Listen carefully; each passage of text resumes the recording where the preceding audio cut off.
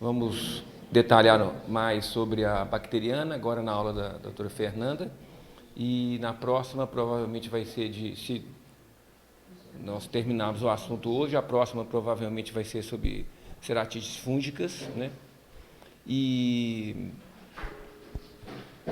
é um tema difícil, né? A bactéria, quando você consegue um antibiótico eficiente, a resolução é muito rápida, muito tranquila, na grande maioria dos casos, mas nos casos em que você se depara com bactérias resistentes, é um grande problema, né? Uma grande dificuldade técnica.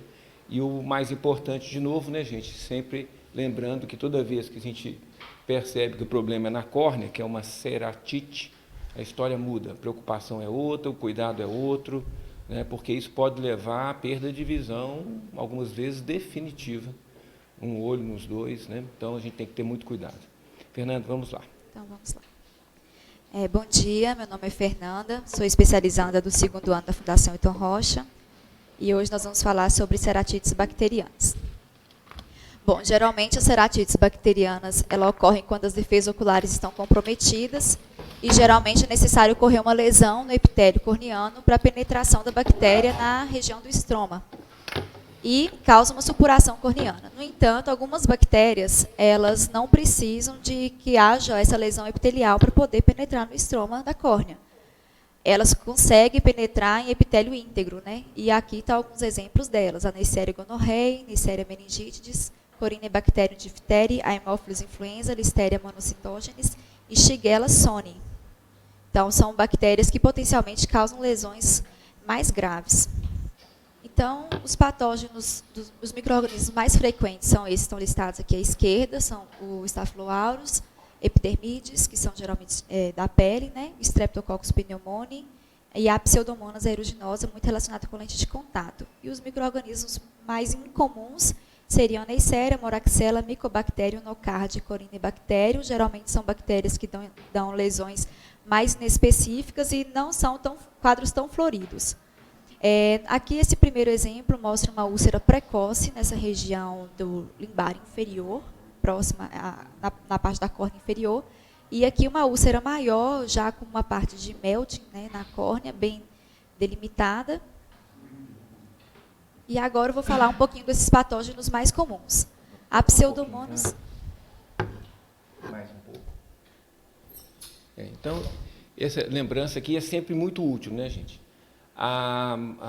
Se você tem um epitélio íntegro, se você está com as defesas corneanas e oculares ativadas, a lágrima, o epitélio íntegro, né, um olho saudável, a chance de você ter uma ceratite bacteriana é muito pequena. Você pode ter uma conjuntivite bacteriana, mas disso desenvolver uma ceratite é pequena.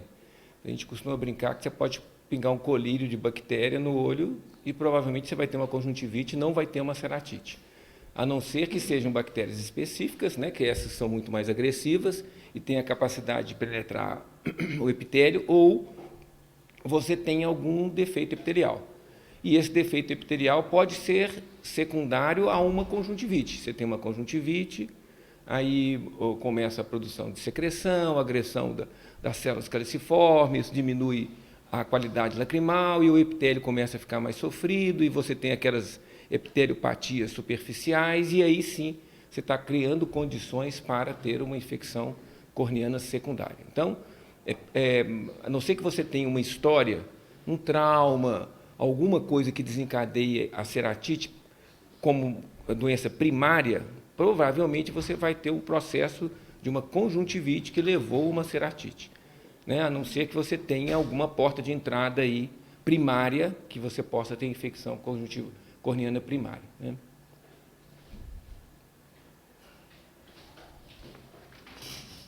Então, os patógenos mais comuns, a Pseudomonas aeruginosa, bacilo gram-negativo, o bico, comensal do trato gastrointestinal. A infecção geralmente é agressiva, responsável por cerca de 60% das ceratites e está muito relacionada à lente de contato. Paciente que dorme com lente de contato, passa muito tempo com lente de contato, especialmente as lentes do tipo gelatinosa. O Staphylo aureus, ele é um comensal gram-positivo, coagulase positiva comum das narinas, pele e conjuntiva. cause um filtrado focal bem definido, branco amarelado, como aqui nessa figura mostra uma região bem delimitada pelo Staphylo aureus, com região de edema estromal circunjacente. Streptococcus pyogenes é um comensal gram-positivo comum da garganta e vagina, e Streptococcus pneumoniae, comensal gram-positivo do trato respiratório superior. Ambos streptococci causam infecções geralmente agressivas. Volta um pouquinho. Você vai falar um pouco mais na frente sobre lente de contato, Sim. né? Então a gente vai. Bom, dificilmente você vai conseguir fazer um diagnóstico etiológico só pelo exame da lâmpada de fenda, né? Você pode ter algumas características que te lembrem uma doença bacteriana, uma história, né? Mas o diagnóstico final é realmente por cultura. Então, vocês se lembram que nas conjuntivites a gente não tem como rotina e não é necessário como rotina você colher material para tratamento, né? Nas conjuntivites. Nas ceratites esse processo já muda. O certíssimo é você colher de todos os pacientes o material, nem que seja para você ter uma resposta rápida de Gram, pelo menos para saber para que lado que você está indo, né? Porque o início do tratamento errado, né, que você supôs que fosse uma coisa e vai para outra, isso pode ser o suficiente para dar uma sequela grave, com uma cicatriz importante que vai causar uma baixa de visão importante nesse paciente. Então, a gente pode começar a tratar com suposições, o jeitão aqui é de bactéria, o tipão é de bactéria, a história de bactéria. Começa a tratar com bactéria, mas a gente tem que fazer, ou deveria fazer sempre a cultura nos casos de ceratite, tá? As periféricas, você pode até aguardar lá umas 48 horas para ver para que lado que vai, mas essas centrais, o tratamento correto tem que ser associado a uma cultura, né? Eu esqueci de comentar aqui também na parte dos pseudomonas, que essa bactéria promove a liberação de algumas enzimas proteolíticas, e nesse caso o estroma corneano pode ter lesões periféricas também à distância, que são lesões de aspecto em vidro fosco. Bom, então falando um pouquinho mais sobre os fatores de risco, o disparado, então, seria o uso de lentes de contato, né? 19 a 42% dos pacientes que têm ceratites bacterianas têm relação com lente de contato, e algumas teorias postulam também que há um comprometimento do epitélio da córnea, secundária à hipóxia e pequenos traumas, como aderência bacteriana na superfície da lente. Como eu já tinha dito, o risco é maior para as lentes de contato gelatinosas, as rígidas costumam ser mais gás permeáveis que esse tipo de lente de contato, e a infecção mais provável é quando ocorre uma higiene ineficaz. Geralmente o paciente vai reaproveitando aquele produto que está dentro do potinho da lente de contato, e esse risco aumenta aproximadamente 10 vezes se o paciente dorme com essas lentes, né? Outro fator de risco seria um traumatismo. Um dos exemplos seria a cirurgia refrativa LASIK. Tem muita relação com micobactéria atípica. Aqui tem essa foto, mostra como que é feito um dos tempos cirúrgicos do LASIK. E outro seria a lesão agrícola, né? No Brasil, o país tropical, tem muita agricultura, só que aqui está mais relacionado com as ceratites fúngicas, é menos comum a bacteriana. Outras doenças da superfície ocular, como ceratite herpética, ceratite bolhosa, olho seco grave, blefarite crônica, triquias, entrópia, exposição corneana, doença ocular alérgica grave, anestesia da córnea, também podem favorecer o surgimento dessas úlceras, essas ceratites. Então, sempre lembrar que o paciente que está sendo tratado, você já usou, está colírio fortificado, às vezes até um tratamento sistêmico, não está melhorando, pensar também que ele pode ter um outro quadro relacionado que deve ser tratado, senão a chance de melhora também é bem reduzida. E outros seriam a imunossupressão, o diabetes mellitus e a deficiência de vitamina A. Ok, então vamos lá. Primeiro, o nosso malvado favorito, né? As lentes de contato. Eu usei lente de contato mais de 20 anos da minha vida, adapto lente de contato. Aqui, se for levantar as mãos, quantos usam? Ninguém? Não é possível. Estou brincando. Só um? Exceção, né? Porque, na verdade, muitos usam, né, na nossa prática do dia a dia. É um ótimo instrumento, é seguro, é eficiente, é interessante, porém, é perigosa, né? Então, as lentes de contato, principalmente as gelatinosas, são perigosamente confortáveis, né? Porque a pessoa vai esquecendo que usa a lente, né? Perde aquele medo da lente, é igual dirigir, né? No início você dirige tudo certinho, depois você já não segue muito as regras, aí o sinal deu uma amarelada, você já passa pelo sinal, então você começa a aumentar as suas chances de problema. A lente de contato gelatinosa, ela é mais suscetível a infecções por causa que ela é um meio de conservação muito bom, né? A gente brinca que é a agar lente de contato, né? É quentinha, é porosa, é úmida, está em contato com o seu olho, né? Você está em contato com bactérias da própria flora do paciente. Então, assim, está pedindo, pelo amor de Deus, para infectar, né? Por que não infecta? Por que entre as ceratites é a mais frequente, mas por que, se você for pensar no número de pacientes que usa e no número de pacientes que têm problema, por que é raro? A lágrima é um fator de proteção, o olho está protegido, né? A córnea está íntegra, com o epitélio íntegro, a lágrima está protegida, e porque você trata a lente. Você coloca ela no meio de conservação, aquele meio não é um líquido só para manter a lente úmida. Ali tem antibiótico, antifúngico. Então, ali tem uma série de características para diminuir a possibilidade dessa infecção, né? Então, aí que entra aquela questão. Quando você começa a não cuidar da lente da maneira que ela deve cuidar, quer dizer, eu uso a lente de vez em quando, aí deixa lá na caixinha, coloca o líquido mais ou menos, não renova aquele líquido, né? Então, aquele líquido está no sobrenadante ali. Vocês imaginam que se você estivesse colocando uma roupa de molho e descolasse lá a sujeira e fica aquela sujeira no sobrenadante. Você está lá dentro daquele líquido que tira a proteína da lente, que esteriliza. Mas se você não renovar aquele líquido, e a renovação é diária, né? Você coloca à noite, no dia seguinte você tira, esse é o ciclo normal, você está aumentando muito a chance de você ter uma infecção. E o que acontece com o usuário que usa menos? Ele geralmente coloca o líquido lá, esquece da lente e só lembra da lente quando ele vai usar de novo. No final de semana, 10 dias depois. Então, a chance daquela lente começar a contaminar é enorme, né? Então, aquele que usa todo dia, na verdade, ele tem menos chance de ter um problema do que aquele que usa ocasionalmente. De novo, igual o cara que dirige todo dia e aquele que é a senhorinha que dirige só o fim de semana, que é um perigo ambulante, porque de vez em quando ela dirige, né? Então, assim, ela não está com a destreza e com todos os cuidados necessários, né? A lente rígida, a chance de infecção com ela é menor por causa do material, né? Ele é um material diferente da gelatinosa, ele não é tão poroso quanto a gelatinosa, não é um material tão confortável para um ambiente bacteriano. Mesmo assim, as lentes rígidas, com o tempo, elas vão ficando com a superfície muito áspera. Se vocês olharem lentes rígidas na lâmpada de fenda, vocês vão ver que elas ficam todas arranhadas, né? Elas estão todas arranhadas. E aquelas arranhaduras são depósitos ali para a bactéria. Então, aumenta a chance, porém, não tanto quanto a gelatinosa. E quando você tem um desconforto com a lente rígida, você rapidamente para de usar.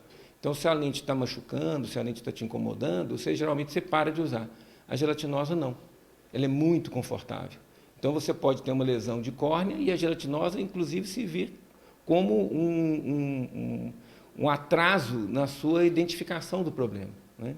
Então, aquele atraso, muitas vezes, o que vai acontecer? Ele vai no médico já com a infecção, e não com o desconforto, mas com a infecção. Ou melhor, um desconforto causado pela infecção, né? A cirurgia refrativa é raro, muito raro. Quando acontece, o mais frequente é um surto de infecção, como de vez em quando acontece em algum local, um surto de infecção nas facos, né? Aí você tem 2, 3, 4, 5 endoftalmites no mesmo serviço, aí aquele oba-oba, para tudo, vamos ver o que está acontecendo. Muitas vezes, do jeito que veio, vai embora, e você não fica sabendo por que veio, nem por que foi embora. Então, por que isso? Porque quando você está tratando o pós-operatório, você tem muito mais cuidado do que no seu ritmo diário, no seu dia a dia. Num pós-operatório, você vai falar, olha, você vai usar os colírios com tantas vezes, por tantos dias. Então, quer dizer, é uma coisa que você tem condição de ter um início, meio e fim, né? Vou usar direitinho por tantos dias. A lente de contato, você tem anos que usa a lente. Você acha que vocês vão ficar exatamente com o mesmo cuidado todos os dias, anos sequenciais? Não. a gente vai dando a esculhambadinha. Então, assim, estatisticamente, a chance de você ter uma infecção com lente com cirurgia refrativa é muito, muito, muito menor do que você ter com lente de contato. Tá? Estatisticamente é assim. O que é o problema é que você já está com um ambiente de porta de entrada, né? Você aqui, nesse caso, não sei se dá para vocês verem, mas ele está sem a camada do superficial, quer dizer, aquele que a gente chama de flap, né? Fez o corte, levantou o flap, aqui nós estamos no estroma corneano. Quando você volta o flap para o lugar, se você tiver uma infecção, já vai estar praticamente intraestromal. Então, não vai ter nem a proteção epitelial. Então, por isso que, quando ela acontece, ela é muito mais agressiva, mas, estatisticamente, ela é muito menor a chance de você ter do que com lente de contato. E aqui é aquilo que nós falamos. Por que essas doenças todas favorecem? Porque você tem um ataque epitelial. Todas elas. Né? Ceratite herpética, a bolhosa, que você vai ter a ruptura das bolhas. Então, quando a gente trata aqui as ceratites bolhosas pós-faco, uma das preocupações que nós temos que ter é a infecção. Porque cada vez que uma bolha daquela rompe e o epitélio é exposto, né, o estroma fica exposto, aquilo ali é uma porta de entrada.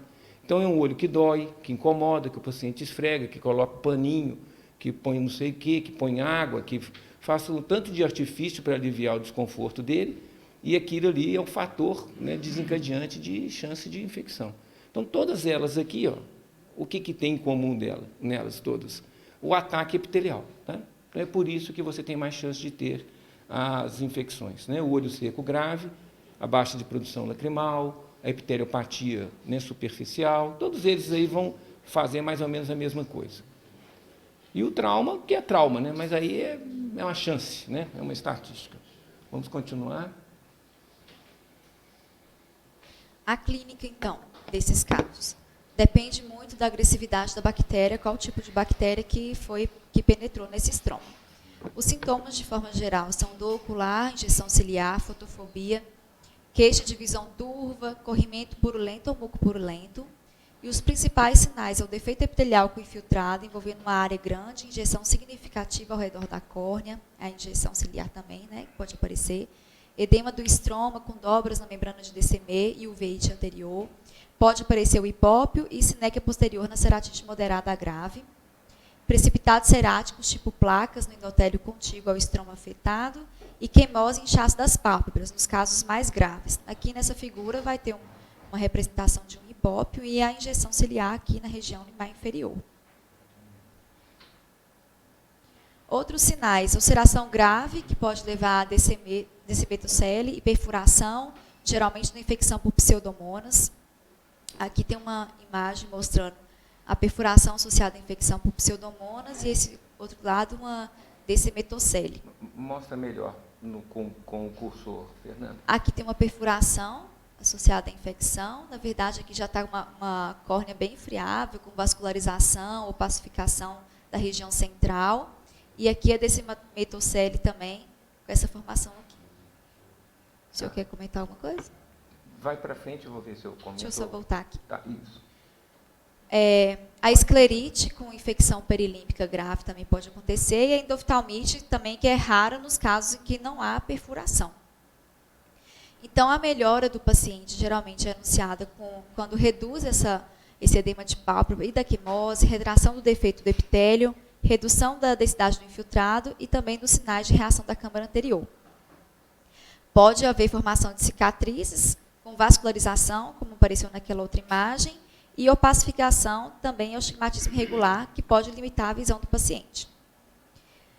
Como eu tinha falado no começo da aula, algumas bactérias, como o Mycobacterium, Nocardia e Anaerobius, eles causam uma infecção de evolução muito lenta. Então, o epitélio corneano pode estar intacto e o infiltrado não ser supurativo.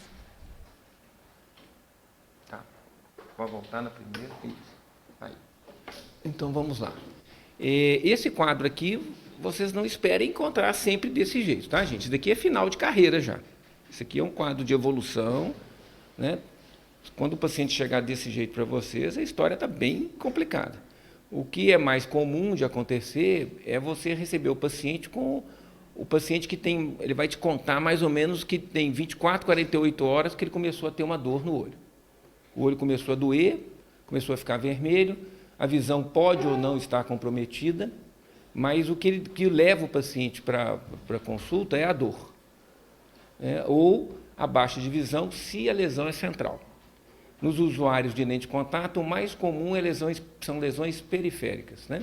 Microabscessos periféricos. Então, ele vai te reclamar que ele parou de usar a lente, que aí dormiu, que aí durante o sono o olho começou a incomodar, e aí ele acordou com o olho vermelho, não colocou lente naquele dia, deu aquela segurada, né? Ou colocou e tirou no meio do dia, aí 24, 48 horas ele já não está aguentando mais, veio pedir socorro, veio avaliar o que é. Aí você vai encontrar, geralmente, uma lesão pequena, periférica, um olho mais vermelho, e um dolorimento suportável, né? Esse nível aqui já é um nível muito avançado. Então, isso é uma doença já em avanço, quer dizer, com uma destruição de tecido muito grande, né? Muito grande. Você já não percebe, não consegue ver através da lesão nada da íris, do cristalino, nada. A única informação de câmara anterior que você vai ter é pela periferia, né? Aqui que você vai conseguir ver se tem câmera, se não perfurou, se tem alguma outra atividade interna lá, porque fora isso você não consegue. Então, isso é um quadro de avanço grave, provavelmente vai ficar com uma sequela, a gente tem que torcer para salvar o olho, para isso não perfurar, aquilo que se comentou. Você tem infecção intraocular por uma infecção bacteriana de superfície, até prova em contrário, você teve uma porta de entrada que permitiu chegar na parte interna do olho. Então, provavelmente tem alguma perfuração aí nessa história, né? Que mais? Você tem uma secreção que não é tanto a conjuntivite bacteriana, dá mais secreção do que a ceratite bacteriana, né? Então, você tem mais secreção na conjuntivite do que propriamente na ceratite. Na ceratite, você vai ter, nesses casos aqui, uma destruição já do tecido. Então, aqui na superfície corneana, você vai ver um tecido depositado, com muco, com perda com perda de tecido corneano e desproporcional à secreção. A secreção é relativamente pouca em relação ao tanto de agressão que essa córnea já sofreu. Diferente das bacterianas, das conjuntivites bacterianas, que você tem muita secreção e o olho está suportando relativamente bem o processo, né? Vamos ver aqui o que mais. Então, o veíte anterior, essa é uma coisa que muitas vezes você não vai ver. Como é que você vê o veíte numa córnea desse jeito? Não tem jeito, você não consegue ver atrás da córnea, né? Então, você não vai ver se tem flare, se tem selo, é muito difícil, né? Então, quando chega no nível desse, esse parâmetro aqui já está totalmente perdido. O hipópio, sim, você pode ver, aqui nesse caso muito difícil, ou então só se você visualizar nas margens, né? O hipópio é um depósito que fica na parte inferior do olho, né? Inferior da câmara anterior, com um depósito mesmo, né? Se ele estiver deitado, esse hipópio espalha, se ele estiver sentado, ele desce e fica mais reduzido, né? O precipitado ceráticos também, tudo isso pode acontecer, mas são dados inespecíficos. Isso é uma resposta. Os precipitados ceráticos, eles são reações autoimunes, né? Quer dizer, você já está com um sistema de defesa ativado, levando defesas para aquela área que está sendo agredida. Então, ele é uma resposta inespecífica, né? Não é fator de definição de diagnóstico nenhuma dessas doenças, né? E o quemose e o inchaço nas pálpebras também é muito frequente, né? E o incômodo da dor, né? Que dói. A ceratite bacteriana dói, né? Passa para frente um pouquinho. A dexametocele, né? Para quem está começando, você tem a perda do epitélio, a perda da balma, a perda total do estroma, e aí você tem a DCME, que é uma membrana muito fininha e muito resistente. Então, naquela imagem pode passar. Por essa foto, nós não temos condição de falar que isso aqui é uma dexametocele, porque isso aqui pode ser até uma perfuração, nós não sabemos. Na dexametocele, você vai ver a região clara, diferente completamente do resto, que está embaçado, que está opaco. Por que aqui está clara? Porque aqui não tem mais estroma. Não tem estroma nenhum mais. Então, você só está na DCME, você vai ver uma membrana muito fina, muito fina, projetada para frente, porque a pressão interna do olho empurra essa membrana para frente, então ela vem como uma bolsinha, e você vai ver ainda que tem câmera. Porque na hora que romper, acabou a descemetocele. Sai o aquoso e acaba o processo aqui. Então, vai para a perfuração, né? Então, a descemetocele não é sinal de boa, oh, aqui está melhorando, está clarinho. Não, aqui está péssimo. Aqui está péssimo. Né? Está clarinho porque já perdeu o estroma todo. O estroma já foi para o saco. Então, aqui está péssimo. Né? A imagem dessa é muito parecida com essa. Pela foto não dá para a gente ver se está perfurado ou não. Se tiver perfurado, você vai ver a íris se projetando. Você vai, se você colocar a fluoresceína, você vai ver a fluoresceína sendo lavada. E o mais importante, a pressão nesse olho vai estar muito baixa. Então, você colar com o famoso TBD, né, você não vai medir pressão nesse olho. Você vai só encostar o dedo lá, você vai ver que aqui está muito baixa a pressão, porque está perfurado. E aqui a pressão tem que estar dentro da normalidade. Tá?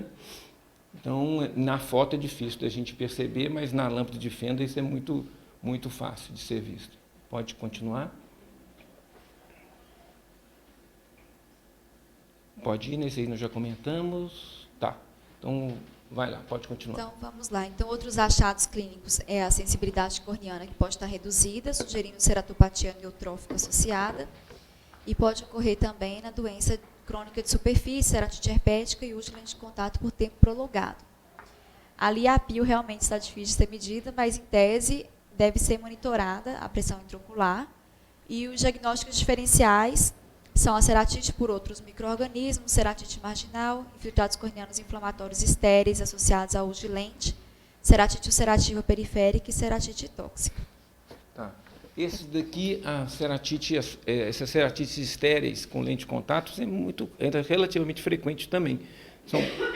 O diagnóstico é muito difícil você separar uma coisa da outra. Então, você vai ver, são lesões pequenas, periféricas, na grande maioria das vezes. O quadro é agudo, doloroso e é de usuário de lente, né? Lente gelatinosa. Você vai tratar como se fosse uma infecção bacteriana, porque é muito difícil você não tratar, não achar que tem ali uma possibilidade que seja só uma questão inflamatória e não infecciosa, né?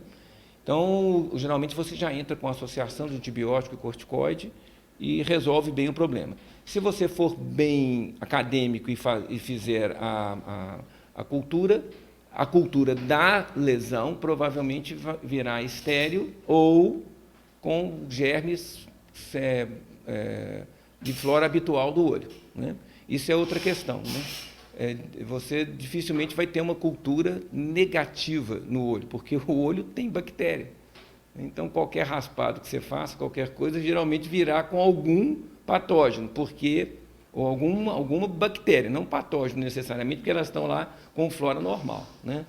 Então, é muito difícil você separar uma coisa da outra. Geralmente, você faz um tratamento como se fosse uma infecção e não só uma inflamação, né?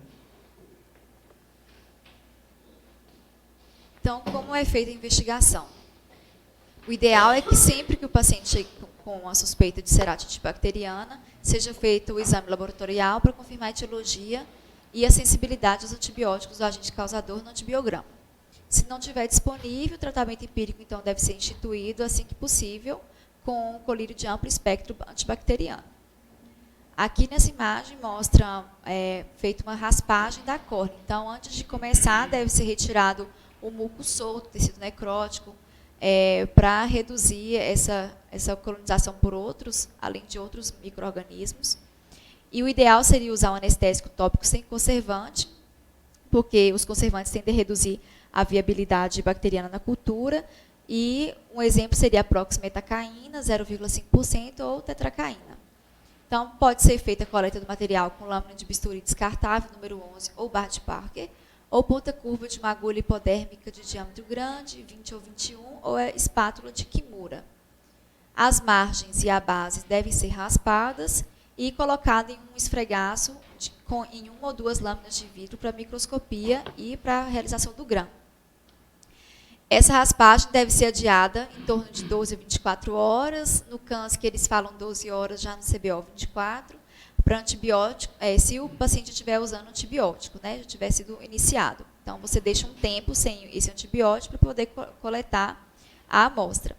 E isso aumenta a positividade do exame laboratorial. Só que nos casos de úlceras graves e que tem tendência à progressão muito rápida, não deve ser retirado o tratamento com antibiótico. Os cotonetes conjuntivais também podem ser usados. Eles têm efeitos bacteriostáticos, são os cotonetes de algodão hidrófilo, alginato de cálcio e os sintéticos. As caixas de lente de contato, quando possível, deve ser enviado também para o laboratório para cultura e realizada a coloração de grã. Aqui nesse quadrinho, que é um quadro do livro do CBO, fala um pouquinho das colorações futuras para a ceratite microbiana. E o que a gente mais utiliza aqui na Fundação Hilton Rocha é o AGA sangue e o AGA chocolate. Volta um pouquinho. Volta. Mais isso.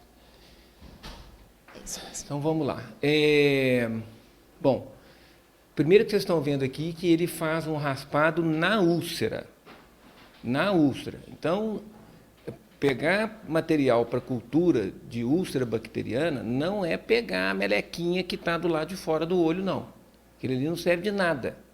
Então, você tem que tirar o excesso daquela secreção residual e fazer um raspado da úlcera. Vocês acham que isso é possível ser feito em laboratório? Você mandar lá para o cara do Hermes Pardini fazer? Vocês acham que isso é razoável? Ou não? Não. Não é razoável. Ainda mais em criança. Então, cultura de bactéria, de úlcera bacteriana em criança, a chance de você receber um resultado correto é pequena. Ele não vai conseguir colher. Ele vai colher a secreção externa, se tiver. Vocês imaginem aqui, com todo o recurso, alguém já tentou colher isso em criança? Já tentaram? Esperar que ele fique lá paradinho, com o olho doendo, você pingou o anestésico, ele fica parado na lâmpada de fenda, você vai lá com a agulhinha, faz o raspadinho ali. Vocês já pensaram isso? Não, né? Então, tecnicamente, isso é muito bom no livro e, na prática, dificílimo, né? Já no adulto, a história muda. É razoável, é possível você fazer esse tipo de retirada, de colher material na lâmpada de fenda. Então, quando você receber o seu paciente um resultado de laboratório de coleta de material, a primeira coisa que você vai perguntar é o seguinte: onde é que colheu? Quem que colheu? Como é que colheu? Conforme o tipo de coleta, você pode desprezar, nem precisa olhar o resultado. O que vai vir ali? Estrépito, estáfilo, Staphylo epidermidis, todos normais da flora de todo mundo. Não tem nada de diferente, nada de diferente, né? Excepcionalmente, você vai ter lá uma bactéria meio esquisita que você fala: opa, essa aqui pode ser o resultado. Mas, fora isso, a chance de você ter um resultado confiável é muito pequena. Então, você tem que ter segurança de onde é que foi feito, como é que foi feito por oftalmologista, né, em condições ideais, né? Vocês viram aqui que o anestésico tópico tem que ser sem conservante, isso na prática não tem em lugar nenhum, você tem que usar o que nós temos, né, o que é o usado. Ele pode comprometer em parte o resultado? Pode. Ele pode comprometer em parte o resultado. O cotonete que a gente usa aqui, esses cotonetes comerciais, não devem ser usados. Vocês viram que eles são bacteriostáticos, né?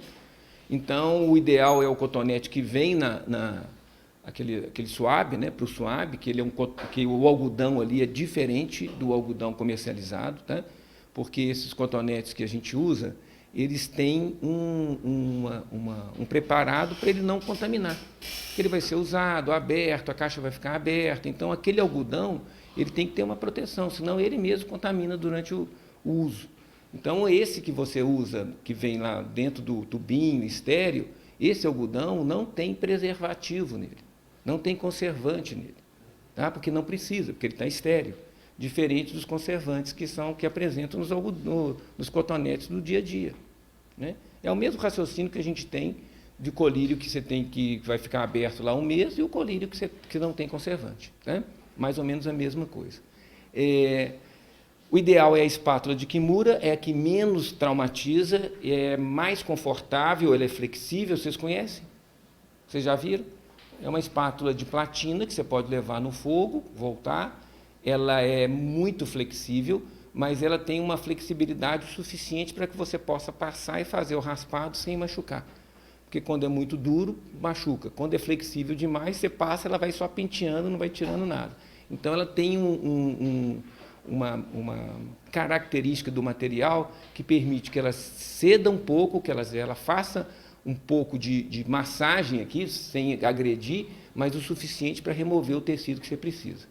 Então, mas isso é um material que tem que ser comprado, né, e vindo geralmente só em serviços que tem um sistema de coleta, né, laboratórios e tal, mais específicos. Margem e base, tá, gente? Margem e base. Não, concentra na retirada na úlcera. Agora, quando você pega um caso daquelas úlceras que estão quase furando, você fica naquela, por que eu vou tirar aqui, né? Então, esquece um pouco o centro, vai mais na periferia da úlcera, né? Não tanto na base, mas mais na margem, se você tiver com algum receio de perfurar e tudo que isso pode acontecer, né? Quando você fizer nas lâminas, os laboratoristas pedem, pelo amor de Deus, para você marcar onde que você colocou o resíduo, porque nós não estamos falando de ml de secreção que você pulsiona o abscesso e leva uma seringa de 20 cc lá para o cara fazer cultura. Nós estamos falando de uma coisinha de nada que você vai raspar ali na superfície da lâmina. Então, eles pedem para você passar um aviso, olha, é aqui ó, que eu fiz. Né? Passa no centro da lâmina e marca. Pega uma caneta qualquer e faz um círculo em volta, para ele saber que é ali que ele tem que estudar. Senão ele vai procurar na lâmina inteira, muitas vezes não acha, porque está numa região pequena. Então, o padrão, no centro da lâmina e marquem, né? Faz um círculo. Caneta Bic mesmo resolve. Vai lá e circula em volta de onde é que você fez, para facilitar a vida do patologista. Né? O que mais? Essa questão é dura, né? Você está aqui, ó, você vai falar, eu não vou fazer nada hoje não, volta amanhã. Aí o cara não volta. Né? Nós estamos falando de um ambiente que nós trabalhamos. Muitas vezes ele custou vir aqui, você acha que vai pedir para ele voltar no dia seguinte, se ele não voltar. Né? Quer dizer, você vai deixar de tratar? Então, é interessante que a gente saiba quais são as normas, mas essas normas muitas vezes não podem ser realizadas. Se você tiver na dúvida, é melhor você colher, mesmo sabendo que ele está usando antibiótico, colha e escreva, paciente em uso de antibiótico tal há tanto tempo, ponto. Né? Mas, se você não tiver certeza que ele vai voltar no dia seguinte, ou se você estiver inseguro, por exemplo, se chega uma úlcera periférica, ok. Se é uma úlcera central, 24 horas pode ser muita coisa para esse paciente, sem tratamento. Então, é o bom senso, né, na questão.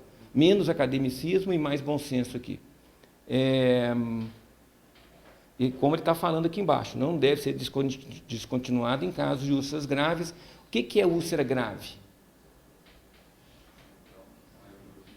Central, maior que 2 milímetros. Eu, para mim, considero úlcera central grave. Por que é grave? Porque ela tem um potencial de deixar cicatriz, de baixar a visão, de uma série de coisas. Então, mesmo úlceras pequenas, centrais, para mim, elas são consideradas graves. As úlceras periféricas são úlceras que você pode ficar um pouco mais tranquilo, até porque, como tem uma aproximação grande do limbo, a chance de chegar à vascularização nessa úlcera é maior. Diferente da úlcera central, que aqui é um ambiente muito confortável para a bactéria, para fungo, então, é uma beleza, porque ele não tem defesa quase nenhuma ali. Né? Você não tem vaso sanguíneo, você não tem defesa quase nenhuma. Então, ali ela está deitando e rolando. Nas úlceras periféricas, você já tem uma proteção maior, em tese, por causa da aproximação dos vasos aqui. Então, os vasos invadem a região e chegam até a úlcera com muito mais rapidez. Então, são úlceras que você pode ter mais tranquilidade. Né? Deixa eu ver se tem mais alguma coisa. Bom, isso aí a gente... O que a gente usa aqui é o AGA-sangue, o AGA-saburro, né? O tioglicolato, são os principais que a gente tem que pensar mesmo. Né? O saburro para fungo, o sangue e o tioglicolato, ou o chocolate para as bactérias. Ok. Aqui tem uma amostra mais ou menos de como é feito. Esses são os recipientes onde são colocados a nossa amostra. Geralmente, quando se coleta com a lâmina bisturi, nós passamos nesse meio de água-sangue ou água-chocolate em formato de pequenas vírgulas, e aqui mostra o crescimento de Staphylo aureus à esquerda, que eles têm esse formato pontilhado, né? E aqui de Neisseria gonorreia, em água-chocolate. Bom, o tratamento. O tratamento, em alguns casos, ele requer internação hospitalar, apesar de a gente saber que nem sempre isso acontece, que são nos casos em que os pacientes, a gente sabe que não será cumprido o tratamento, ou na incapacidade de administrar os colírios ou as outras medicações, no caso de antibióticos sistêmicos. Ou, no caso de doença muito grave, acometimento de olho único também. A suspensão deve ser obrigatória no caso das lentes de contato, e a decisão de tratar, bom, pode não ser necessário tratamento intensivo em alguns casos em que as lesões são muito pequenas, os infiltrados são mais periféricos também nesse caso, como o Dr. Pedro Paulo falou. Não é possível determinar o agente causador pelo aspecto da úlcera, como o Dr. Pedro Paulo também falou no começo da aula. Então, nesse caso, a gente vai fazer a coleta do material sempre. E, geralmente, iniciar o tratamento empírico de largo espectro quando não é possível o resultado da microscopia ou quando demora muito esse resultado. O tratamento local. Ele é feito primeiramente com antibióticos de largo espectro, né, que cubra a maioria dos patógenos mais comuns. E algumas referências que eu utilizei falam algumas coisinhas um pouco diferentes. O ideal é que no início a dosagem seja de 1 em 1 hora, dia e noite, durante 24 a 48 horas, e depois vai ser ajustada essa dose de acordo com a progressão da doença.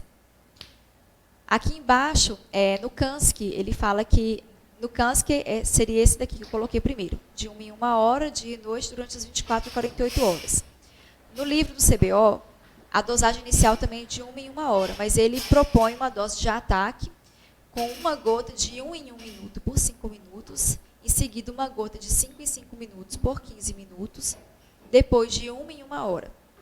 E essa redução deve ser feita para 2 em 2 horas, até 72 horas depois de iniciar o tratamento. Ele não fala quanto tempo, 24, 36, 72, não. Mas que seja de 2 em 2 horas por mais 2 a 3 dias. Em seguida, manter de 3 em 3 horas até o final do tratamento. Essa é a referência do CBO. A monoterapia antibiótica, ela geralmente tem mais vantagem que a terapia dupla, né, por ter menor toxicidade e pela maior conveniência posológica. E geralmente é escolhida uma fluoroquinolona, de escolha usual. A monoterapia é feita para as úlceras corneanas não graves, né, que são aquelas menores que 2 milímetros de diâmetro, localização mais periférica e que não esteja associada a afinamento maior do que 50% da espessura estromal. Os antibióticos de escolha podem ser a amoxifloxacina, gatifloxacina, bezifloxacina e o oxifloxacina, que eu não acabei não colocando aqui. Mas essas três são fluoroquinolonas da nova geração, que têm menor resistência e melhor atividade contra patógenos gram-positivos, sendo que a amoxifloxacina tem maior penetração ocular. E a ciprofloxacina, ela geralmente pode acontecer com alguns precipitados brancos na córnea, e isso pode atrasar um pouco a cicatrização epitelial naquela região. O tratamento antibiótico duplo, quando ele é associado, geralmente a gente deixa para doenças mais agressivas ou streptococcus. Então, para um pouquinho, Fernando, vamos voltar no simples, né? Primeiro no simples. Volta um pouquinho mais, por favor. Não, ok. Bom, internação hospitalar, causas de exceção, né? Se você tem uma informação que provavelmente não vai conseguir fazer a medicação, então é uma indicação de internação. Né? A suspensão de lente de contato é obrigatório, pega a caixa, joga fora, ou manda a caixa para cultura. Outro negócio bom é pegar a própria lente e mandar para cultura, a gente não esquecemos de comentar, que é ótimo, né? Se ele tem a lente que ele... ele tirou a lente, tirou, está lá dentro da caixinha, tá, então manda, está certo que ele está dentro de uma substância que, em tese, tem bacteriostático, né? Porque se estiver lá dentro dos meios de preservação, mas é alguma coisa. Você pode mandar fazer cultura da lente, mandar fazer cultura da caixinha. De qualquer forma, isso tem que ser jogado fora, despreza, joga fora, começa tudo do zero. Né? Nos casos periféricos, eu geralmente trato. Eu acho muito difícil você não tratar, falar, volta aqui e tal, volta amanhã, volta depois, volta amanhã, volta depois. Eu prefiro entrar com um antibiótico, esse que você tem no seu consultório mesmo, uma associação de corticoide e antibiótico. Pode entrar corticoide aqui? Pode. Não é nenhuma heresia, tá? Você pode entrar com corticoide aqui, associado. Úlcera periférica, início de pouco tempo, você tem controle do paciente, o paciente, se tiver alguma piora, vai voltar, ou você pode pedir para ele voltar com mais frequência. Não é nenhuma heresia você introduzir corticoide aqui, principalmente porque pode ser só uma úlcera estéril, só inflamatória e não infecciosa, né? Então, isso é razoável, não tem nada demais. Quando você está na dúvida, vamos entrar com um antibiótico de espectro maior, pode passar, Fernanda. Aí, larga o espectro, instilação de hora em hora. Nas periféricas, não tanto. Nas periféricas, elas resolvem muito bem, geralmente de 6 em 6 horas, 4 vezes ao dia. Geralmente, de 6 em 6 horas, isso resolve muito bem. Nas úlceras centrais, muda tudo de figura. Você tem que entrar agressivamente, porque você não sabe o que vai acontecer em 24 horas com esse paciente. Dureza, né? Os pacientes ficam cansados, exaustos, a família fica cansada, fica exausta, porque fazer 24 horas, 48 horas de instilação de hora em hora não é sopinha, não é fácil. Se o paciente não tem alguém para ajudá-lo, durante a noite ele vai ficar em exaustão, né? Como é que ele dorme, como é que ele faz isso, né? Então, ele vai chegar a cara do desastre para você em 48 horas, né? Então, você tem que ter muita confiança para mandar fazer e ele ter confiança em você para fazer esse sistema. Geralmente faz porque dói, incomoda, ele está preocupado. Pode continuar. Aquilo que nós comentamos, né? É o que você tem no consultório de rápido para você poder indicar. Se a úlcera central, não entre com corticoide, né? Nada. É só antibiótico, né? Porque você pode estar com uma úlcera fúngica ali na sua frente e você comprometer toda a evolução do processo. Essas doses de ataque é antiga, a gente já faz isso há mais tempo, tem gente que faz, tem gente que não faz. Não sei a efetividade disso, mas na dúvida, pro réu, né? Então vamos fazer, né? Ele está aqui parado, você já começa o antibiótico, pede para o acompanhante, fala, você vai pingar daqui de um minuto, durante 5 minutos, depois de 15 em 15, aí libera o cara para usar de hora em hora. Então, é um tratamento de choque mesmo. A gente não sabe se melhora porque afoga a bactéria, né? Que fica aquela tanto de colírio, né? A bactéria acaba afogando um pouquinho, limpa aquele negócio todo, ou se tem realmente uma questão de aumentar muito o nível de antibiótico local, né? Sem brincadeira, provavelmente deve ser isso, né? Aumenta muito o nível de antibiótico local e aí dá uma resposta mais rápida, né? Quando é que você para? Quando você para de tratar? Você para de tratar quando a úlcera fecha. Então, quando o epitélio está íntegro, porque vai ter uma desepitelização, com certeza, para ter a úlcera tem que ter desepitelização. Na úlcera bacteriana, um padrão interessante de que você está caminhando para uma solução é a epitelização da úlcera. Diferente das úlceras micóticas, que nós vamos ver, que você tem que até que desepitelizar a úlcera para o antimicótico penetrar, nas bacterianas isso é interessante, isso é um padrão interessante. Quando o epitélio começa a avançar e cobrir a lesão, isso é bom sinal. É sinal que as coisas estão caminhando na direção certa. Então, quando que você percebe que você está indo bem? Quando o paciente começa a relatar a melhora, principalmente da dor. A dor, então, na bacteriana é um fator importante de pergunta, tá, gente? Como que você passou? Melhorou um pouco a dor já está melhor, você já está conseguindo dormir? Então, tudo isso é são fatores de melhora. E quando o epitélio está invadindo a úlcera, ele começa a invadir a úlcera e vai fechar a úlcera. Então, isso é um sinal de que as coisas estão caminhando bem. Então, você tem que deixar essa úlcera fechar, você tem que perceber que aquele infiltrado periférico que fica na periferia da úlcera, esse infiltrado diminuiu, a dor acabou, o paciente está confortável, ele pode estar te queixando de baixa de visão, porque a úlcera está pode, se for central, vai incomodar, mas muda totalmente o quadro. Tá? Aí fechou a úlcera, fechou o epitélio, fluxo negativo, o olho mais calminho, aí você dá lá umas 48 horas de medicação para benzer, e aí, geralmente você pode parar. Tá? Então, quando que termina? Quando a úlcera fecha. Né? É isso que termina. Né? Pode passar. Bom, aí nós temos alguns problemas nessa história aqui, porque os colírios são manipulados, né? São concentrações diferentes, a durabilidade desse colírio é muito pequena, a genta dura bastante, a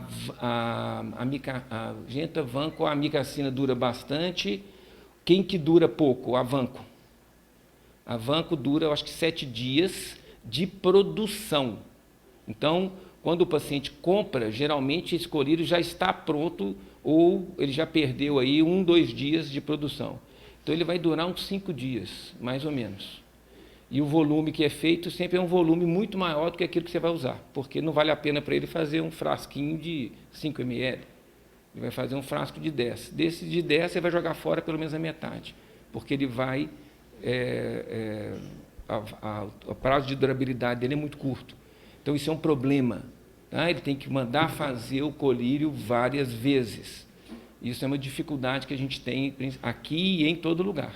Principalmente quando o paciente é do interior, como é que ele faz? Ele viaja e volta em 2 dias, é complicado. Então, essas questões são tecnicamente complicadoras, né? Mas, infelizmente, a gente não tem muito recurso. Nós temos que trabalhar com essas combinações aí. Né? Geralmente, a gente usa vanco e genta, ou vanco e amicacina, para cobrir os grãos positivos e grãos negativos, né? Geralmente. Né? Então, o tratamento antibiótico duplo, como eu falei, para doenças mais agressivas e streptococcus. Então, é feita a combinação de 2 antibióticos fortificados, que serão manipulados. Normalmente, é uma cefalosporina e um aminoglicosídeo, para fazer a cobertura de gram positivo e gram negativo, ou uma quinolona de 4ª geração. Esse preparado deve ser mantido na geladeira, então, a validade dos colírios fortificados mantidos aqui a aproximadamente 4 graus. A cefazolina 10 dias, tobramicina 30 dias, mas como o Dr. Pedro Paulo falou, na prática esse tempo é menor. E as desvantagens? Custo mais elevado, disponibilidade limitada, risco de contaminação, vida útil curta e necessidade dessa refrigeração. Eu fiz, viu, Fernanda, uma avaliação nos laboratórios aqui de Belo Horizonte, que a gente tem acesso, né? Nenhum deles fala que vanco... Aqui é quanto? 14? Quanto a vanco está 14 dias se mantido dentro da geladeira. Nenhum deles fala isso. Você vai ligar para lá e perguntar, eles te dão 5 dias, 7 dias. E ponto. E ponto. O que dá mais é a amicacina, que dá mais tempo. Quanto é que está aqui? 30? A amicacina está 30 dias. A amicacina eles falam que dura mais tempo mesmo. Mas a vanco é nenhum deles. Eu liguei para a Anfra, para a Citofarma, todos eles falam que o tempo de durabilidade é muito curto. Então, pode ser até que outros laboratórios consigam fazer com tempo de preservação maior. Mas aí é outra dificuldade. O paciente vem aqui, vai passar o dia aqui, né? Porque ele vem de manhã, sai de casa não sei que hora da manhã, vem para cá, vai ser atendido não sei que horas, depois vai voltar para casa, aí ele traz lá o gelinho, né, com o negócio, quer dizer, olha o processo, porque se ele deixar de trazer, ele vai perder 3, 4, 5 horas sem medicação. E ele tem que trazer. Tá? Então, isso daí também já vai, né? Quer dizer, essa temperatura não é a mesma da qualidade de uma geladeira, que está guardadinho lá parado.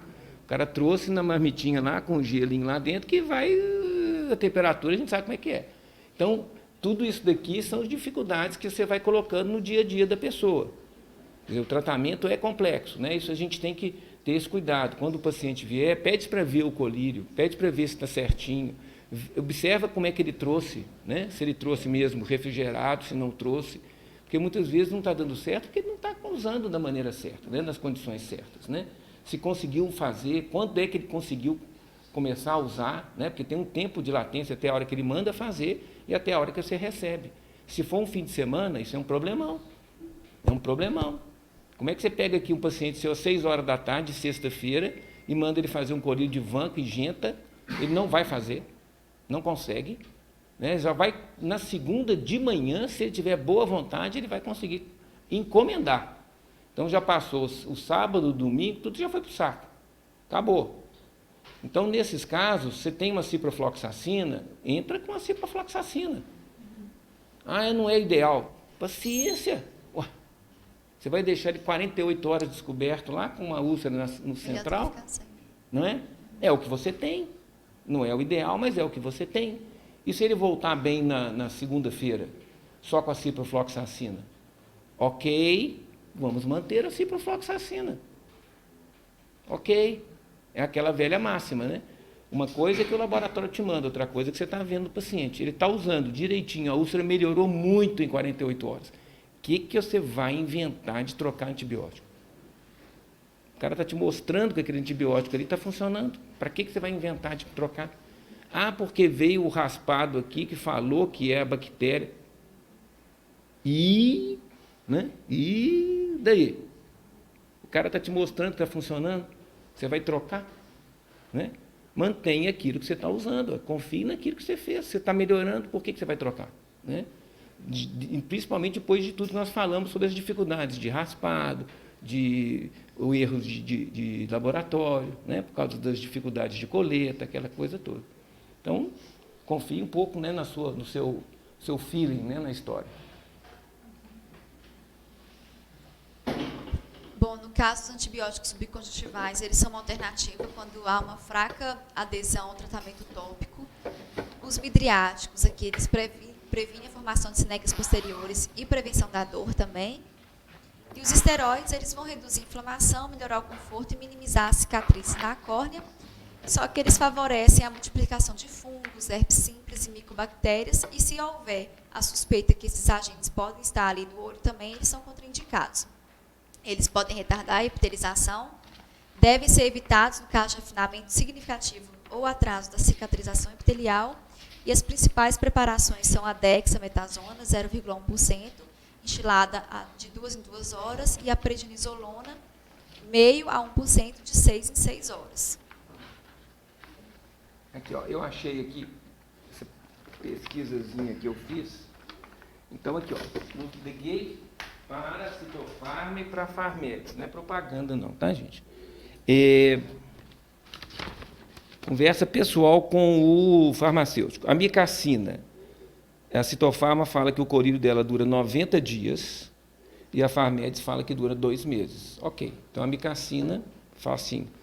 Anfotericina B, Citofarma, 7 dias, Farmex, 7 dias. Não é para bactéria, mas nós vamos falar de fungo. É, né? aqui também 7 dias, 48 horas em temperatura. Cefalotina, 4 dias pela Citofarma, 7 dias pela Farmex. Quanto é que está aqui? Cefalotina. Primeiro lá qual que é? Cefazolina. Ah, cefazolina. Cefazolina, 10 dias pela Citofarma e a Farmex nem faz. Então, quanto tempo fala aqui? 10 dias. 10 dias, está batendo, então. Cefitazidima, 7 dias. Pela Citofarma, não faz na Farmex. Gentamicina, 90 dias pela Citofarma, 2 meses pela Farmex. Então, olha só para você ver. Olha como é que a gente fica com a situação. Vanco, famosa Vanco. 4 dias pela Citofarma, 7 dias pela Farmex. 4 dias. Né? Então, quando começou a usar, acabou. Né? Já era. Então, olha como é que você fica com a situação complicada. Você vai, a micacina, ok, pega gram negativo, beleza, beleza, beleza. Tá bom, 90 dias, essa é a beleza. E o que você vai fazer a micacina com o quê? Qual outro que você vai cobrir? A micacina e genta? Não faz sentido. É a mesma. Vanco. Então, você começa com um colírio de 2 meses e o outro com 4 dias. Não vou usar vanco, não. Então tá bom. O que você vai usar? Ceftazidima. Ceftazidima tá bom, vamos usar ceftazidima. 7 dias. E o outro nem faz. Né? Você vê como é que é difícil esse cruzamento, como é que é difícil essa complementação no dia a dia aqui do consultório. Né? É difícil. É complicado. Né? Então, assim, Essas úlceras são além da dificuldade do tratamento por si só, que você está com uma bactéria agressiva, com um grande comprometimento visual, você ainda tem uma dificuldade técnica de trabalhar com aquilo. É difícil, não é só pinga, não, né? Agora, no caso dos antibióticos sistêmicos, eles são indicados para aqueles que têm potencial de envolvimento sistêmico, como a Neisseria meningitidis. No caso, o tratamento seria com penicilina, benzatina, ceftriaxona ou cefotaxima intramuscular, ou a ciprofloxacina via oral. A hemófilos influenza seria o uso do clavulin via oral. A Neisseria gonorreia e ceftriaxona. Nos casos de afinamento grave da córnea, com perfuração ou ameaça de perfuração, a ciprofloxacina seria escolha também, porque é uma antibacteriana, ou a tetraciclina, com efeito de anticolagenase. Os antibióticos sistêmicos a gente usa muito raramente. Por quê?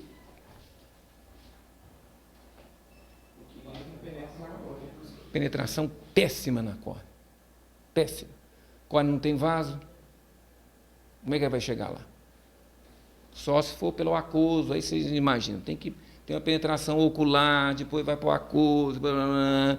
Então, assim, é uma limitação para a gente. Então, a não ser em casos específicos que você tem, por exemplo, a gonorreia, tem que tratar a doença sistêmica. A clamídia, você tem que tratar a doença sistêmica. Então, o fator ocular, ok, mas você está tratando mais a doença sistêmica do que o fator ocular. Por isso que você tem que usar os medicamentos sistêmicos. Os outros, a absorção é muito ruim, é muito baixa. Vale a tentativa? Vale, você já está apelando para tudo, o negócio não está dando certo, vamos continuar, né? Mas não é a expectativa. Tá? A expectativa é de melhora com o tratamento local só. Né? A tetraciclina tem essa questão do efeito de anticolagenase nela, que poderia melhorar aquela dissolução da córnea, né? Que a córnea vai dissolvendo, né? Por determinadas bactérias, mas também é aquela história, vale tudo, você está no desespero, vamos entrar. Mas, de novo, a concentração, o seu pensamento tem que ser antibiótico tópico. Tá? O subconjuntival tem pouca experiência em subconjuntival para bactéria. Realmente, eu acho que só casos especiais que você vai fazer. Existe a chance de necrose conjuntival, então você tem que, necrose até escleral, você tem que ver direitinho qual é a dose. Você pode fazer essa infiltração no ambulatório, ou pode fazer dentro do bloco, com o paciente lá, porque dói. Né? Quando você vai infiltrar na conjuntiva, a conjuntiva dói. Sangra bastante, porque a conjuntiva está muito inflamada, mas é razoável de ser feito. Eu já fiz algumas vezes, poucas, mas já fiz. E as que eu fiz no consultório mesmo. Você tem que anestesiar bastante, tem uns macetinhos lá que tem que ser feito para dar um conforto maior, vai lá no fundo de saco, onde a conjuntiva é mais frouxa, evita a conjuntiva perto do limbo, que ela é mais aderida. Então, você tem algumas facilidades, mas, geralmente, também a gente deixa isso em segundo plano, e eu não me lembro a última vez que eu fiz. Pode continuar. Bom, geralmente esse tratamento, tanto tópico quanto sistêmico, às vezes dura em média 10 a 14 dias, mas na prática é até o fechamento da lesão, né? 48, 72 horas depois. Então, com a melhora do tratamento, o paciente vai falar que houve redução da dor, redução da densidade do infiltrado e do edema estromal, repterização, as bordas vão ter um aspecto mais bem delimitado e vai ter, claro, uma redução da reação de câmara anterior. Só que em alguns casos pode haver a falência terapêutica, que geralmente seria sem melhora após 24 ou 48 horas de início do tratamento. Então, você deve rever o regime do antibiótico. Não necessariamente vai mudar o tratamento, mas pode ser que as culturas mostrem um organismo resistente, né? Então, a modificação, nesse caso, tem que ser baseada na resposta clínica e não necessariamente também no resultado do antibiograma.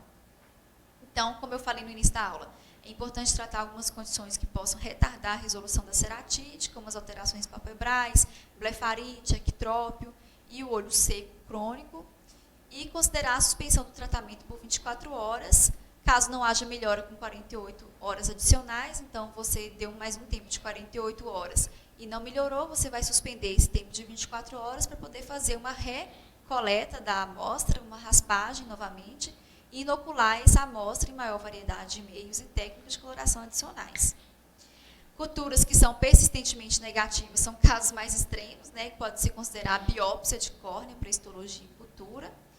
E no caso de ceratoplastia, no caso de casos mais resistentes ou em perfuração, deve-se considerar ceratoplastia excisional, penetrante ou lamelar profunda. O senhor quer comentar alguma coisa? Vou dar mais uma passadinha para frente. Acabou aí? Não, ainda não. As coisas vão complicando, né? Então, você pode ir tentando essas questões de troca o tratamento, não troca. Outra coisa que você pode fazer, que a gente fazia com alguma frequência, era o recobrimento conjuntival. Você vai falar alguma coisa? O recobrimento conjuntival, o que você quer é levar vasos sanguíneos para a região. Tá? Então, você faz um enxerto de conjuntiva, rotacional, esse enxerto vai cobrir a área da úlcera e na tentativa de levar a vascularização e fazer uma certa proteção, né, para a região. É interessante, você tem que avisar o paciente que o aspecto não vai ficar bom, mas nessa altura do campeonato o paciente quer ficar livre da infecção, então topa tudo, ele vai reclamar depois, né, que ficou feio, né, ficou feio, né, mas todos esses casos são na sua cabeça, você tem que estar pensando que ele vai ser submetido a um transplante tardio, porque provavelmente vai ficar com uma cicatriz que vai causar uma baixa de visão para ele. Né? Você já está nessa fase de úlceras grandes, não responsivas, que você já está tentando, perda de tecido, afinamento corneano, então você já está com um caso já avançado. Então, a chance que você tem de que isso cicatriz não deixe nenhum tipo de sequela é zero. Então, na sua cabeça, você já tem que estar pensando que você vai salvar aquele olho para um transplante futuro. Mas você não vai falar isso com o paciente naquela hora, que ele não quer saber disso naquela hora. Isso é o gato subiu no telhado. Então, aos pouquinhos, o gato vai subindo no telhado. Mas, para você, você tem que estar com essa imagem na sua cabeça. Se vai fazer o transplante lá na frente ou não, isso é outro problema, mas a imagem é essa. Pode passar. Os enxertos também são interessantes. Você pode fazer aqui, eu não sei se ele fez a trepanação, você tira a área do abscesso, esse seria o ideal, né? Você tirar o abscesso e coloca um tecido no lugar para repor aquela área da perda. Isso também é uma situação extrema. Por quê? Porque quando você faz uma cirurgia dessa e você faz uma trepanação total, você tira você faz um transplante setorial, mas penetrante, você obrigatoriamente está jogando bactéria para dentro do olho. Não tem como você fazer uma cirurgia dessa sem jogar a bactéria para dentro do olho. Então, se você está tendo dificuldade de tratar essa bactéria na córnea, imagina se ele der uma endoftalmite. Então, faz transplante. Epa, calma, me ajuda aí, ué. Me ajuda aí. Realmente está muito bom, vamos tirar a área do abscesso, vamos tirar a área de contaminação, mas eu tenho chances de jogar essa bactéria para dentro do olho. Que por enquanto não está. Né? Está na superfície. Então, é uma opção, mas é uma coisa que você tem que pensar. Não é essa maravilha toda. Né? Se você tiver uma endoftalmite, pelo mesmo germe que você não conseguiu resolver na superfície, dentro do olho o estrago vai ser muito maior. Né? E aí é você que jogou lá para dentro. Por enquanto estava na superfície, você jogou lá para dentro. Aí você vai perder o transplante, vai contaminar o transplante, vai perder o enxerto, vai dar uma endoftalmite e esse olho vai ficar cego. É isso que vai acontecer. E isso aí foi você que fez. Então, são coisas que você tem que pensar. Né? Outras vezes acontecem casos bons, pelo menos como esse no início, não sei quanto tempo que tem. Olha que bom, melhorou bastante. Realmente, tirou o abscesso, você vê que a córnea em volta está bem transparente, não sei quanto tempo tem de cirurgia, mas parece que isso aqui vai evoluir bem. Ótimo, excelente, vai ficar uma cicatriz aqui, vai dar um astigmatismo para ele, vai dar a qualidade visual cai, porém, você salvou o olho desse cara. Então, ótimo, mas poderia não acontecer. Então, nada de ser muito afoito para tratamentos cirúrgicos invasivos, né? Nada de ser muito afoito nisso. Que mais? Perfuração. Se tiver infectada, é um problema. Perfuração simples, sem infecção, pequena, pontual, você pode tentar com lente de contato terapêutico e antibiótico associado. Ok, se tiver infecção, a lente vai ser uma certa barreira para essa para a passagem do antibiótico, né? Ela protege de um lado, mas atrapalha do outro. A cola não vai colar. Em olho com abscesso não cola, não tem tecido, o tecido está todo destruído, ela não vai colar, então ela vai soltar inteira. Então, isso aqui só vale para perfurações pontuais, sem infecção, sem perda tecidual. Importante. Esteatopatia penetrante, perfurações maiores, infecção extensa ou inadequadamente controlada. Então, é o extremo. É aquilo que nós conversamos, é a tentativa heróica. Mas não queiram ser heróis com muita facilidade. Então, esgotem todo o processo. O problema é que tem um tempo bom. Porque você fazer transplante com olho perfurado é muito mais difícil do que você fazer na boca da perfuração. O problema é você saber qual é o timing. Está na hora, eu posso segurar um pouco, ou está na hora de eu... Então, algumas vezes você vai se arrepender por ter feito, e outras vezes você vai se arrepender por não ter feito. Aí eu devia ter tentado. Ok. Né? Mas isso faz parte da vida, e é assim que nós vamos aprendendo para que lado que a gente vai. Né? Acabou? Reabilitação visual. Na sua cabeça, futuro é transplante para esse paciente com úlcera grave central. Não precisa comentar com eles, a não ser que exista uma pergunta específica da família. Tá? Fora isso, não. Provavelmente depois que a história acalma, depois que o olho para de doer, depois que ele está confortável, ele vai começar a preocupar com a recuperação visual dele. Aí é o momento de você começar a falar sobre a possibilidade de transplante. Nunca imediatamente, espere, deixe passar, realmente tenha certeza absoluta que essa córnea está definitivamente curada para você poder pensar. Você pode tentar uma lente de contato rígida, que dão efeitos bons, que melhoram bem a visão desse paciente, tá? Corrigem bem os astigmatismos residuais, e provavelmente ele vai desenvolver uma catarata se esse tratamento for, se você chegar a ter que fazer injeção intravítrea, aí vai desenvolver a catarata de qualquer jeito. Mas, como você tem um processo inflamatório local muito intenso, não é raro que você precipite o aparecimento de cataratas. Isso daqui também é futuro, né? Lá na frente você vai pensar em mexer nesse olho. Mais alguma coisa? Muito bom, parabéns, Fernanda. Obrigada.